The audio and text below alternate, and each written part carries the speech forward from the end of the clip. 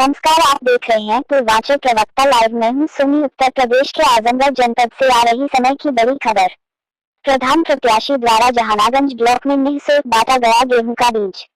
Azamgarh Jahanaganj block के काजीपुर गांव में संघर्षशील जुझारू कर्मठ व ईमानदार प्रधान पद के प्रत्याशी व ऑर्केस्ट्रा मालिक भोजपुरी गायक कलाकार लालधर यादव ने किया गेहूं के बीज का निःशुल्क वितरण। बेसहारा, गरीब, कमजोर, मजदूर लोगों की आवाज व दिल की धड़कन कहे जाने वाले लालधर यादव का कोरोना में भी सराहनीय कार्य रहा है। कैंप लगाकर प्रधान प्रत्याशी ने निःशुल्क बांटा गेहूं का बीज। लालधर यादव ने कहा कि यदि जनता का आशीर्वाद रहा तो गांव का बदलेंगे कायाकल्प। जनता यदि अपनी वोट का सही उपयोग करे तो गांव का विकास सुचारू रूप से होगा। एनजीओ के तहत निःशुल्क सभी उन्नत बीज किसानों के बीच मुहैया कराने का कार्य करेंगे। जितेंद्र मौर्य ब्यूरो के साथ कैमरामैन शिवबालक विश्वकर्मा की रिपोर्ट।